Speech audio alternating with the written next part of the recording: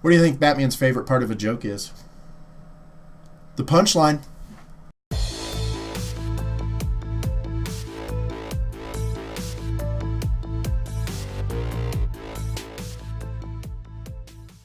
Welcome back to Hauppauge Gaming. I'm Fallinfrog.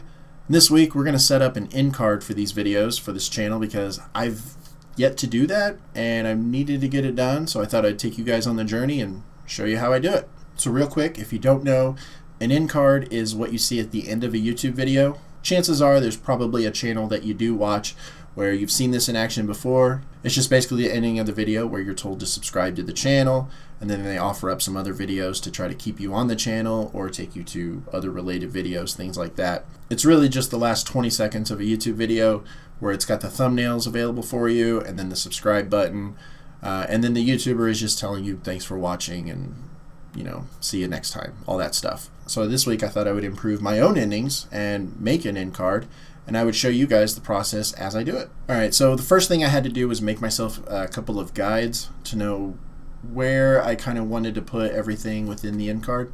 So here we are in Adobe Flash.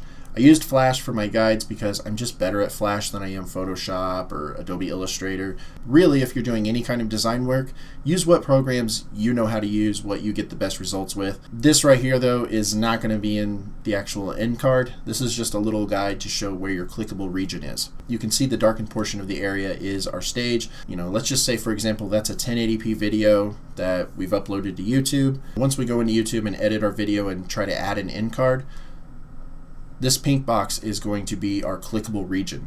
So if we start adding elements and we add in a video that we want users to be able to click on and go to the next video, it has to be within that pink box. The same with subscribe buttons, if you have links to your website, anything like that, that is the space that you can manipulate those. You can't go up to the very top of the video or the very bottom. You're just confined to the rectangle in the middle. So it's good to have a guide there just to kind of know what you're working with.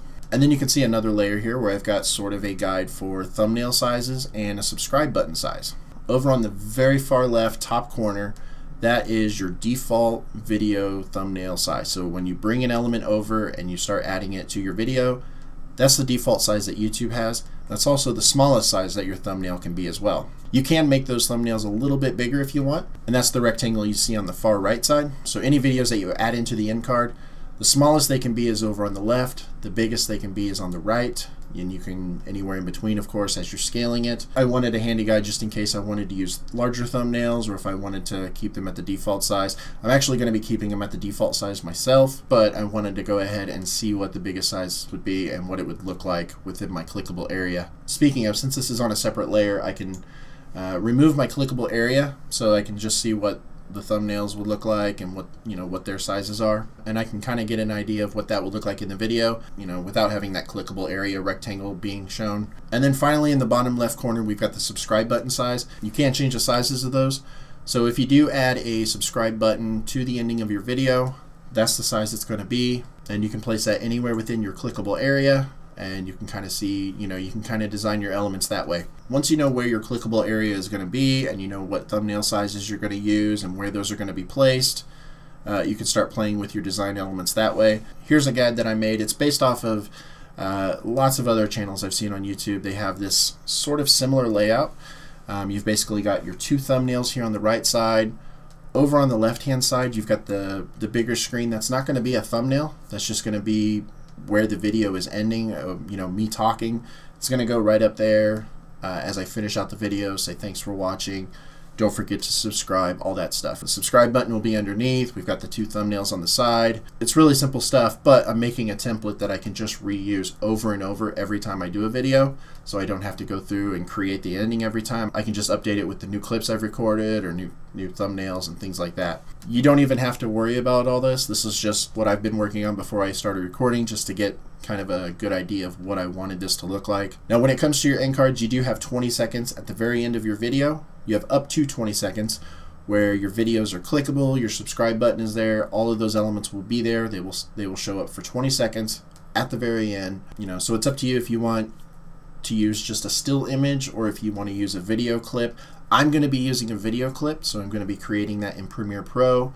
If I wanted to use a still image, I could of course use Flash or Photoshop or something like that to just create an image and then I could just stretch that out to the 20 seconds. But I'm going to use a video clip, and it's going to be 20 seconds long, and we're going to create that in Premiere Pro right now. I'm not going to walk you through how to use Premiere Pro or anything like that. You can make the clips in whatever editing program you use.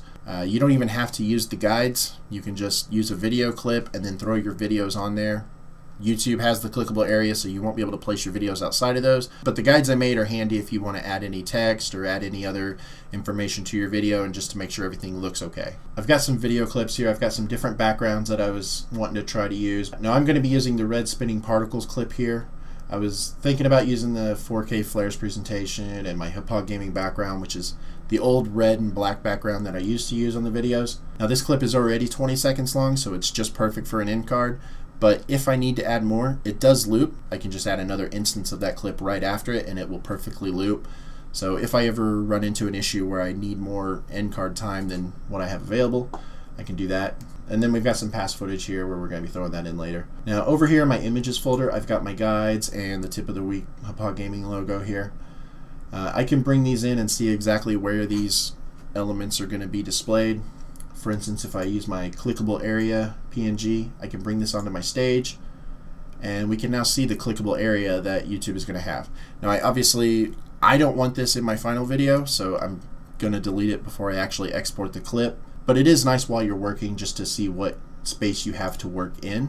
So I'm going to extend this to the full length of my timeline, which is 20 seconds. If we play back our clip, you can see what the background is going to look like as it's playing. It's just these red swirling particles just kind of moving. I've got the thumbnail sizes guide here.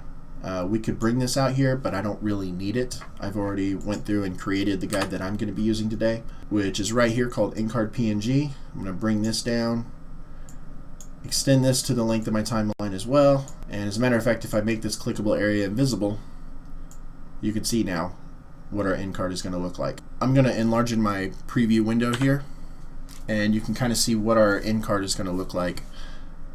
We can even preview this, so if I hit play, you'll see with the background moving.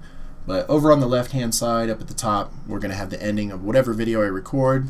I'll just have me up there. Instead of being a full screen like I had been, I'm just going to move it to that smaller window. And then below that, we've got where the subscribe button is going to go.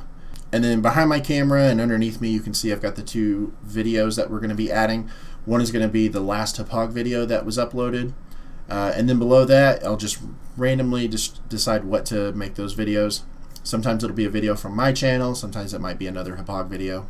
One more thing I do want to add is the Hauppauge Gaming logo with the tip of the week right here. So we're just going to drag this over to our layer, and we're going to extend it. Now right away you'll notice the image is taking up most of the screen space. It's right in the middle, it's covering over everything. So to resize that real quick, I'm just going to click on my tip of the week PNG element here in the timeline. And if you come over to effects controls, this is where you get your position, scale, rotation, all the different ways to transform that on the stage. So I'm just going to mess with the scale here real quick and bring this down. We're going to bring it down to about, let's see, 56. Let's see how that looks, and we can move this over with position. And we can bring it down. It looks pretty good. As far as I'm concerned, we're actually technically pretty much done.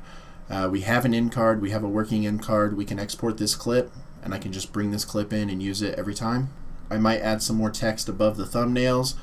I might keep that as something that I can change each time I do a new video if I want to throw up the titles to those videos, or just write out a generic click here to see more. But if I want to, it's nice to leave some space so that I can add extra elements depending on what the videos are. So we've got a good starting point here, and it doesn't take much to customize this and change it up as we need. We don't have to worry about adding in thumbnails or the subscribe icon, because YouTube's going to do that for us when we add those elements. We've just got the places marked where those are going to go. So all that's really left to do is to export this out. In Premiere Pro, you can export your media. You've got your export settings and everything. You can see it's going to be a 20-second clip. We can export that. It's going to be endcardclip.mp4. I can take that MP4 and I can add that into, I can go back and add this into Premiere Pro.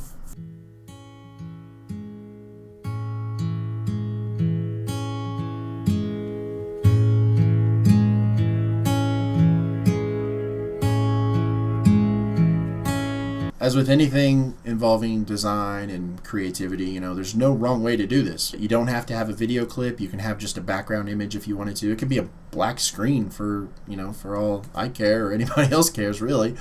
It's up to you. It's, you know, your channel, but you can make things fit within the theme of your channel. Just keep in mind that the max amount of time you can have those clickable objects on your screen is 20 seconds. Keep in mind where those can be placed within your scene. The guides that I created and showed you in this video today, I will make those available for download, you know, free on my website.